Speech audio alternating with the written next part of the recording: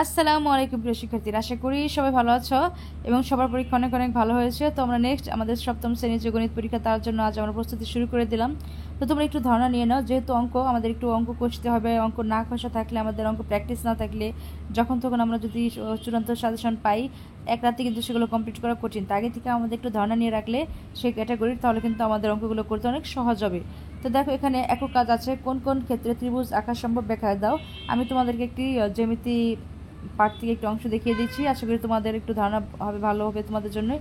আর তোমরা অবশ্যই চ্যানেলটি সাবস্ক্রাইব করে রাখবে, কারণ চূড়ান্ত সাজেশন দেওয়ার যেন দ্রুত পাও তোমরা, আমি দেওয়ার সাথে সাথে যেন তোমরা পেয়ে যাও, এর জন্য অবশ্যই চ্যানেলটি সাবস্ক্রাইব করে রাখবে।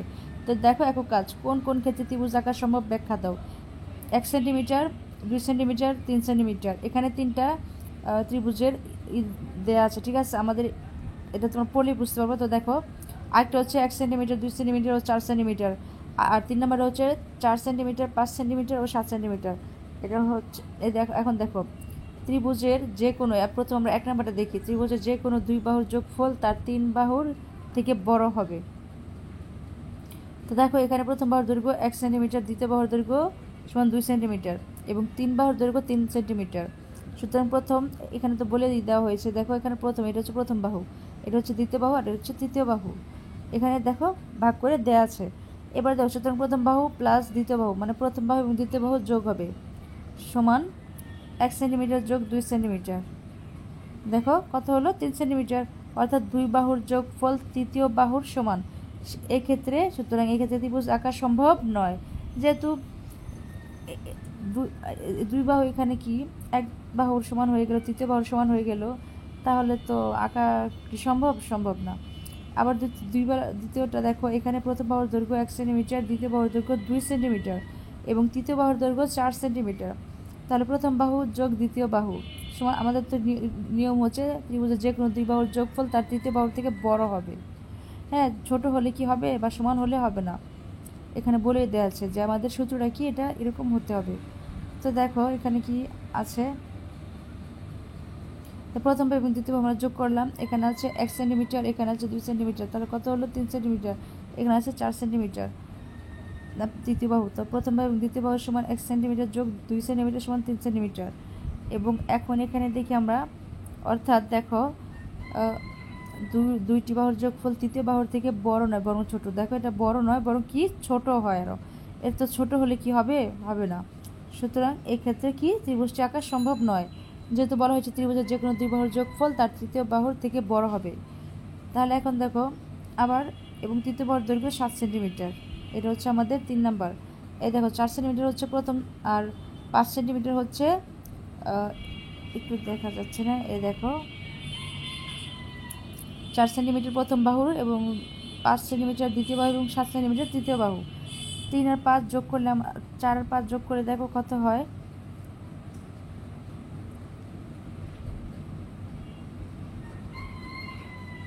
এখানে প্রথম বাহুর দৈর্ঘ্য 4 সেন্টিমিটার, দ্বিতীয় বাহুর দৈর্ঘ্য 5 সেন্টিমিটার এবং তৃতীয় বাহুর দৈর্ঘ্য 7 সেন্টিমিটার, আমরা এটা পেলাম।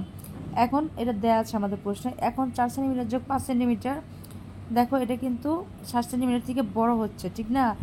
5 আর 4 9 হয়ে যায়, এবং 5 সেন্টিমিটার যোগ 7 সেন্টিমিটার, আবার এটাও কি আমাদের 4 সেন্টিমিটার থেকে বড় হয়ে যায়, এবং 7 সেন্টিমিটার যোগ 4 সেন্টিমিটার, এটা হচ্ছে আমাদের 5 সেন্টিমিটার থেকে মান বড় হয়ে যাচ্ছে। তাহলে কি, অর্থাৎ যে কোনো দুই বাহুর দৈর্ঘ্যের যোগফল তৃতীয় বাহু অপেক্ষা বৃহত্তর। সুতরাং প্রদত্ত বাহুগুলো দ্বারা ত্রিভুজ গঠন করা সম্ভব।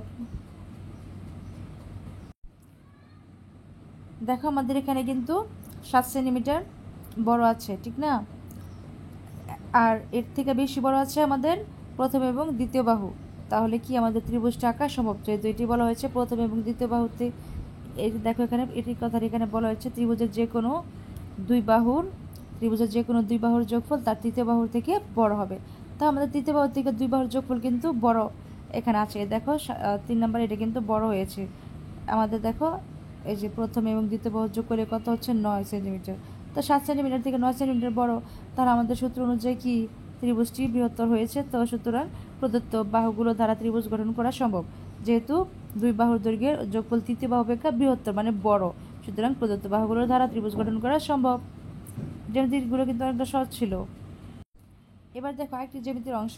নিচের চিত্রের মতো একটি শীর্ষকে লম্বালম্বি এমনভাবে ভাঁজ করবে যেন বিপরীত বাহুটি নিজের সাথে মিশেই থাকে এবং এক পাশ থেকে দেখতে এদেরকে সমকোণী ত্রিভুজের মতো মনে হয়। যে বিন্দুতে ভাঁজ করা হলো সেখানকার কোণটির বা কোণটির পরিমাপ কী? তাহলে আমাদের এই যে আমরা চিত্রটি দেখতে পাচ্ছি, যে বিন্দুতে ভাঁজ করা হলো সেখানকার কোণটির পরিমাপ 90 ডিগ্রি। এই কোণের মান কত? 90 ডিগ্রি। ঠিক আছে, তো এখানে দেখো সমাধান। পাঠ্যবই পৃষ্ঠা 121 ও 122-এর বর্ণিত উপায় ছাড়া নিচের উপায়ে ত্রিভুজের বিপরীত বাহুর উপর লম্ব অঙ্কন করি। পেন্সিল কম্পাসের সাহায্যে তোমরা এটা একটা লম্ব আর্ট করবা। দেখো এই যে লম্ব, আমরা লম্বটা আর্ট করেছি। আশা করি তোমার লম্ব আর্ট করতে পারো। দেখো তারপর দেখো, মনে করি এবিসি একটি ত্রিভুজ। এ বি সি একটি কি ত্রিভুজ। ত্রিভুজের এ বিন্দুকে কেন্দ্র করে সুবিধা মতো ব্যাসার্ধ নিয়ে একটি বৃত্তচাপ আঁকি। তাহলে এই যে এ বিন্দুকে কেন্দ্র করে সুবিধা মতো একটি বৃত্তচাপ আঁকি, যা বিসি রেখাকে, এই যে বিসি রেখাকে এক্স এক্স ও ওয়াই বিন্দুতে ছেদ করে। এবার দেখো এক্স ও ওয়াইকে কেন্দ্র করে একই ব্যাসার্ধ নিয়ে, এক্স ও ওয়াইকে কেন্দ্র করে আবার একই ব্যাসার্ধ নিয়ে বিসি যে পাশে আর এ আছে, হ্যাঁ, তার বিপরীত পাশে, তার ঠিক বিপরীত পাশে দুইটি বৃত্তচাপ আঁকি। এই যে তার বিপরীত, এটার বিপরীত পাশে হচ্ছে এই যে এটা, দুইটি বৃত্তচাপ। এই যে দেখো দুইটি বৃত্তচাপ আঁকা হলো। বৃত্তচাপ দ্বয় কিউ বিন্দুতে ছেদ করে। তাহলে এই বৃত্তচাপ যে হয়েছিল এখানে ছেদ করেছে, সেটা কিউ বিন্দুকে ছেদ করেছে। দেখো এখন এ কিউ যোগ করি। এখন এ এবং কিউ এরা যোগ করবে, যে আমরা এখানে যোগ করে দিলাম। তাহলে এ কিউ রেখাংশ বি সি বাহুকে এম বিন্দুতে ছেদ করে। এ কিউ রেখাংশ এই যে বি সি বাহুকে এই যে এম বিন্দুতে ছেদ করছে। ঠিক আছে, তাহলে এ এম রেখাংশ বি সি এর উপর লম্ব। এ এম রেখাংশ, যেটা হচ্ছে এ এম রেখাংশ, আর এটা হচ্ছে বি সি এর উপর লম্ব। এই লাইনটার উপরে কিন্তু এরা কি লম্ব আকারে আছে, ঠিক না?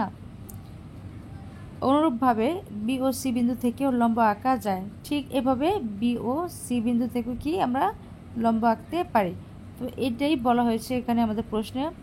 তা আশা করি তোমরা জ্যামিতিগুলো খুব ভালো করে শিখবে।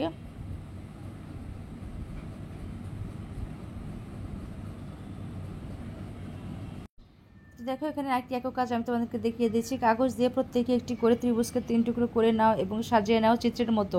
তারপর খেয়াল করো যে 3টি কোণ মিলে একটি সরল কোণ তৈরি হয়েছে। তো দেখো তোমরা কাগজ কেটে এটা তৈরি করতে হবে তোমাদেরকে। প্রথম চিত্র দেখো সমাধান। প্রথম চিত্রের অনুরূপ একটি ত্রিভুজ আঁকা হলো, মানে এর মতো করে একটি আমাদের ত্রিভুজ আঁকা হলো। চিত্রের দ্বিতীয় চিত্রের ন্যায় ত্রিভুজের কোণ 3টিকে সাজানো হলো। দেখো ত্রিভুজের কোণ 3টিকে সাজানো হলো 1 2 3। চাঁদার সাহায্যে মেপে দেখা গেল, চাঁদার সাহায্যে যখন তোমরা মাপার পরে দেখা যাবে যে কোণ 4 সমান 180 ডিগ্রি। কোণটি সরল কোণ এবং তার পরিমাণ 180 ডিগ্রি, অর্থাৎ ত্রিভুজের 3 কোণের সমষ্টি 180 ডিগ্রি। মানে এখানে দেখো আমি বলে দিচ্ছি। প্রথম আমাদের যে চিত্রটি আছে, দেখো আমরা প্রথমে কি করলাম, প্রথম চিত্র অনুরূপ একটি চিত্র ত্রিভুজ আঁকলাম, এই যেটা আমরা আঁকলাম শেষ। পরে আমাদের দ্বিতীয় চিত্রের ন্যায় ত্রিভুজ কোণ 3টিকে সাজানো হলো। এই যে আমাদের দ্বিতীয় চিত্রের ন্যায় এখানে 3টি কোণ সাজানো হলো। ঠিক আছে, তো এখানে দেখো এটা হচ্ছে 4 নাম্বার আমাদের। এই দেখো এটা কিন্তু 4। তো দেখো চাঁদার সাহায্যে মেপে দেখা গেল কোণ 4-এর এই যে এটা এই কোণের, ঠিক আছে, এই কোণের মান 180 ডিগ্রি। কোণটি সরল কোণ এবং তার পরিমাণ 180 ডিগ্রি, অর্থাৎ ত্রিভুজের 3 কোণের সমষ্টি 180 ডিগ্রি। আরেকটি একক কাজ দেখো, আলাদা রং এর কাগজ দিয়ে একই রকম 3টি ত্রিভুজ কেটে চিত্রের মতো সাজিয়ে নাও। রঙিন কাগজ না হলে সাদা কাগজ দিয়েও কাজটি করা যাবে। আগের চিত্রের মতো এখানেও সরল কোণ তৈরি হচ্ছে। কি দেখো সমাধান। একটি ত্রিভুজ এবিসি আঁকা হলো। তো একটি ত্রিভুজ আমাদের এবিসি আঁকা হলো। এই দেখো একটা ত্রিভুজ, উপরের এবিসি ত্রিভুজটির অনুরূপ আরও 2টি ত্রিভুজ ডিইএফ ও পিকিউআর আঁকা হলো। দেখো উপরের আরও 2টির মতো ত্রিভুজ এখানেও আঁকা হলো। এরপরে দেখো চাঁদার সাহায্যে মেপে দেখা গেল কোণ এ সমান 180 ডিগ্রি। কোণটি সরল কোণ এবং তার পরিমাণ 180 ডিগ্রি, অর্থাৎ ত্রিভুজের 3 কোণের সমষ্টি 180 ডিগ্রি। হ্যাঁ, ত্রিভুজের 3টি কোণ একত্রে সরল কোণ তৈরি করে। তো দেখো এখন আমরা কিছু সমাধান করব।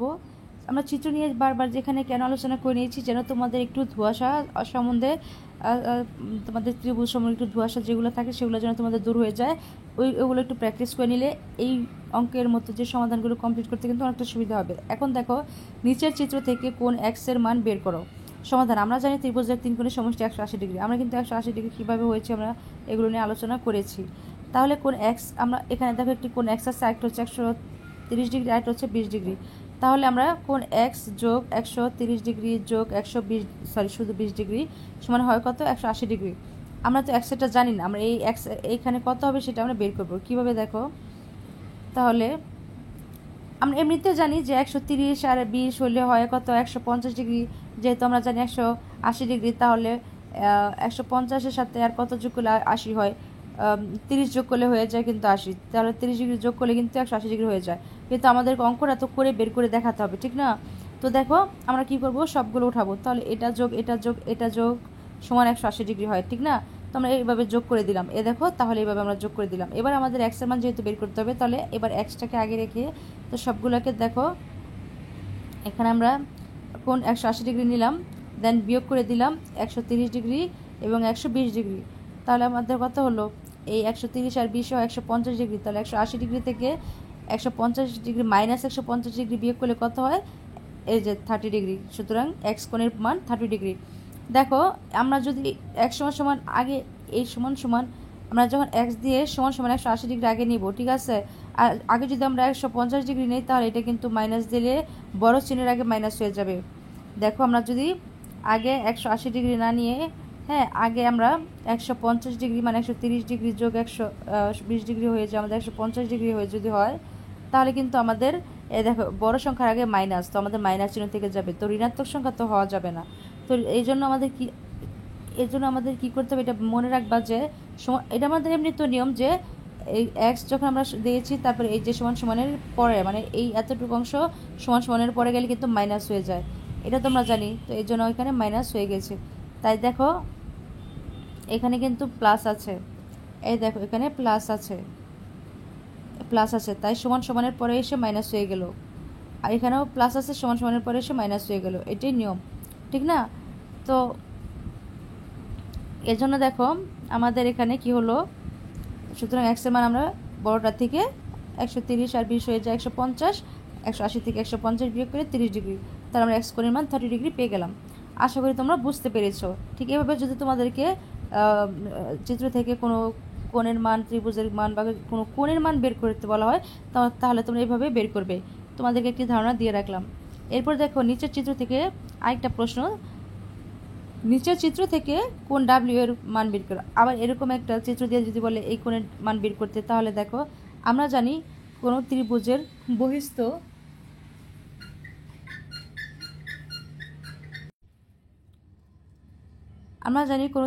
বহিস্থ কোণের মান তার বিপরীত অন্তস্থ কোণদের যোগফলের সমান। তাহলে আমরা লিখতে পারি ডাব্লিউ সমান 80 ডিগ্রি যোগ 60 ডিগ্রি সমান 140 ডিগ্রি। দেখো এটা আমরা যোগ করে নিলাম, 80 ডিগ্রি এবং 60 ডিগ্রি আমরা কী করলাম, যোগ করে নিলাম, তার কত হলো 140 ডিগ্রি। আমাদের যেটা বের করতে হবে সেটা সবসময় আগে লিখে নিতে হবে, আগে দেন সমান সমান দিয়ে এটা যোগ করবো আমরা, এবার এটা বিয়োগ করবো, আমাদের যে কাজ কিন্তু আমরা যেটা বের করবো সবসময় রাখবো এটা সমান সমানের আগে থাকবে, যেটা বের করতে হবে সেটা কি থাকবে, সমান সমানের আগে মানে বাম দিকে, সমান সমানের বাম দিকে থাকবে। তাই আমরা ডাব্লিউ আগে লিখে নিলাম। তারপরে যেহেতু বলা হয়েছে আমরা জানি যে কোনো ত্রিভুজের বহিস্থ মানে বাহিরের কোণের মান তার বিপরীত অন্তস্থ, তার বিপরীতে যে অন্তস্থ কোণদ্বয়ের যোগফলের সমান হয়। যেহেতু যোগফলের সমান হয় তা আমরা যোগ দিয়ে দিলাম।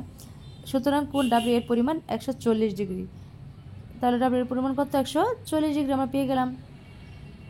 আবার দেখো 4 নাম্বার চিত্রে কোণ এক্স এর পরিমাণ কত। এই যে চিত্রে আবার এই কোণ এক্স এর পরিমাণ কত। সমাধান দেখো ত্রিভুজের বহিস্থ কোণ তার বিপরীত অন্তস্থ কোণদের যোগফলের সমান। ঠিক এটা আমরা দেখো বের করে ফেলাম। সুতরাং 45 ডিগ্রি যোগ 100 এক্স সমান 100 ডিগ্রি। এখানে 45 ডিগ্রি আছে, এখানে এক্স আছে, আর এখানে আছে 100। তাহলে আমরা কি করব, অন্তস্থ কোণদের যোগফল বলছে। তাহলে অন্তস্থ মানে কি, ভেতরে এই অন্তস্থ কোণদের যোগফল আমরা বের করলাম। তাহলে আমরা 45 ডিগ্রি যোগ 1 সমান 100 ডিগ্রি আমরা যোগ করলাম এবং যেহেতু বাহিরে একটা কোণ, এটা আগে এখানে কিন্তু দেওয়া ছিল না, কিন্তু এখানে মানটা দেওয়া আছে 100 ডিগ্রি, তাই আমরা দিয়ে দিলাম। এখন যেহেতু আমাদের এক্স মান বের করতে বলা হয়েছে, তা এই সবগুলো থেকে আমরা আগে এক্সটাকে সমান সমানের আগে নিয়ে নিলাম। ঠিক আছে, আর এটা আগেই আছে, এক্সটা শুধু সমান সমান আগে থাকবে, আর সমান সমানের পরে 100 ডিগ্রির জায়গায় 100 ডিগ্রি ঠিকই থাকবে। আর যেহেতু এর আগে প্লাস আছে, তো এটা সমান সমানের পরে 45 ডিগ্রি সমান সমানের পরে নিয়ে যাব, তাই মাইনাস হয়ে গেল। সমান সমানের পরে নিয়ে গেলে কি চিহ্ন চেঞ্জ হয়। তো দেখো 45 ডিগ্রি আগে প্লাস চিহ্ন আছে, তাই আমাদের কি সমান সমান পরে সেটা মাইনাস হয়ে গেল। তো এখন দেখো 100 ডিগ্রি থেকে 45 ডিগ্রি বাদ দিলে কত থাকে, আমাদের বিয়োগ করলে হয় 55 ডিগ্রি। এই দেখো, সুতরাং এক্স এর মান 55 ডিগ্রি। আমরা কিন্তু আমাদের উত্তরটা বের করেছি। এরকম অঙ্ক আমাদের আসলে আমরা কিন্তু অবশ্যই সেগুলো কি করার চেষ্টা করবো, আর এর জন্য একটু বোঝার চেষ্টা করব।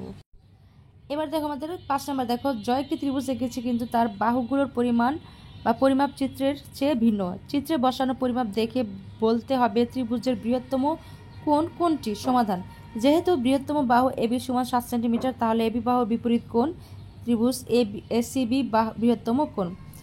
সমাধানটা আবারও দেখো, এখানে চিত্রটা দেখে নাও আগে। দেখো বৃহত্তম বাহু এবি, এই যে বড় বৃহত্তম বাহু এবি সমান 7 সেন্টিমিটার, তাহলে এবি বাহুর বিপরীত কোণ কত? বিপরীত কোণ হবে কোণ এ সি বি, কোণ এ সি বি, ঠিক আছে। সেটা আর সেটা হচ্ছে 5 সেন্টিমিটার। আমাদের বিসি হচ্ছে 5 সেন্টিমিটার, আর আমাদের এবি হচ্ছে কিন্তু 7 সেন্টিমিটার, আর কোণ হচ্ছে কোণ এ সি বি। এই অধ্যায়ের পূর্বের আলোচনা আমরা জেনেছি যে ত্রিভুজের বৃহত্তম বাহুর বিপরীত কোণ বৃহত্তম। ত্রিভুজের বৃহত্তম যে বাহু মানে বড় যে বাহুটা, তার বিপরীত কোণ বৃহত্তম। তা বৃহত্তম যেহেতু বিপরীত কোণ হবে, তাহলে দেখো ত্রিভুজ এ বি সি থেকে দেখা যায় ত্রিভুজ এ বি গ্রেটার দেন ত্রিভুজ বি সি গ্রেটার দেন ত্রিভুজ এ সি।